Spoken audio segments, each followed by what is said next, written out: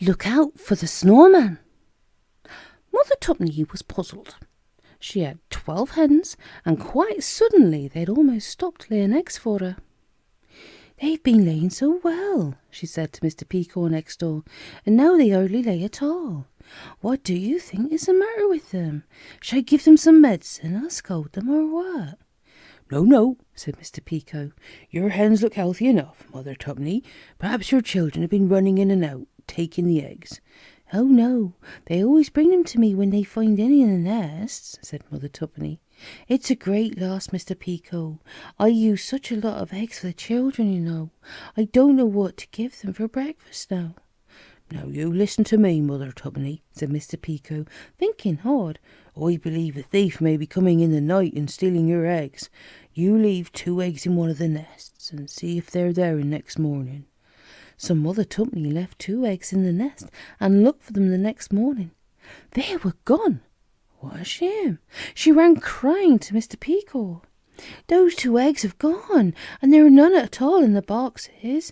It's a thief who comes, Mr. Peacock. What shall I do?" "You go to Mr. Plod, the policeman, and tell him all about it," said Mr. Peacock. "He'll know what to do." So Mother Tupney went to Mr. Plod. He listened gravely, then took out his big black notebook. "Now you listen carefully to me and do exactly as I tell you, Mother Tupney," he said.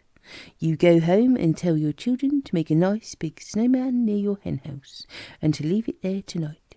And if you see me come into your garden when the moon is up, don't you take any notice." So Mother Tupney told her children to go and make a fine snowman in her garden by the hen house, and they rushed out in delight. Soon a great big snowman was built there, with a big round head, a long white body, stones for eyes and buttons, and a twig for his mouth. Mother Tupney gave the children one of her old hats and an old shawl to dress him in. "It's a snow woman now, not a snowman," cried the children. "Oh, look, Mother, isn't she lovely?" "Yeah, lovely," said Mother Tupney, laughing at the funny sight of the old snow woman with her hat and shawl on. "Now come along in and have your tea. It'll soon be dark." They left the snow woman in the garden and went in to tea. When it got dark, Mother Tupney thought she heard footsteps in the garden, and she guessed it was Mr. Plod. So it was. He went down to the hen house and found the snow woman. He flashed his torch on her and smiled. What a queer-looking creature! Mr. Plod knocked the old snow woman down, so there was nothing left of her. Then he stood himself in her place, with a white mackintosh over his uniform. He put the old hat on his head and dragged the red shawl around him. Then he stood quite still. When the children lifted the curtain and peered out into the moonlight before they went to bed, they laughed. "Look, there's our snow woman out there all alone. How queer she looks." "She looks taller than when we built her," said one of the boys. "Oh, no, how could she be?" said the other children. "Snowmen don't grow." But of course theirs had grown, because Mr. Plod was quite a bit taller than the snow woman they had built. He stood there very patiently, waiting and waiting. Nobody came for a very long time, and then from over the wall at the bottom came a little nubbly figure. Mr. Plod tried to see who it was. "Well, well, it's that nasty, mean little nubbly goblin," said Mr. Plod to himself. "I've often thought he was up to mischief, and so he is." The nubbly goblin crept to the hen house. He suddenly saw the snowman, or what he thought was a snowman, and stopped in fright. Then he laughed a little goblin laugh. "Oh, you're only a snowman. You thought you could frighten me standing there watching, but you can't." He went into the hen house and came out with a bag full of eggs.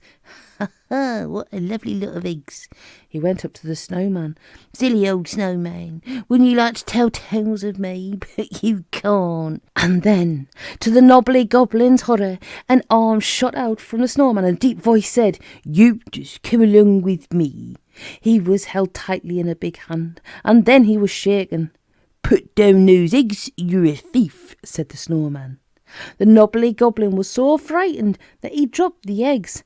Luckily they fell into the snow and didn't break. "Please let me go," he begged. "Snowman, who are you? I've never met a live one before." Mr. Plod didn't answer. He took the goblin to the police station, and there Knobbly saw it was Mr. Plod the policeman who had got him. Oof. Mr. Plod went to see Mother Tupney the next day. "I've scolded the thief," he told her. "It was that nubbly goblin. I've sent him away, and I've made him pay a fine of 10 golden pieces to me. Here they are. They will help to pay for all the eggs he has stolen. I was that snowman, Mother Tupney." "Oh, I wish I'd seen you all dressed up," cried Mother Tupney. "The children couldn't think what happened to her snow woman this morning. They were quite sad about her." "You buy them some sweets," said Mr. Plod, "and tell them how I put on the hat and shawl. They won't mind a bit then." They didn't, of course. They laughed when they heard about it. As for Nobly the Goblin, he simply can't bear the sight of a snowman now.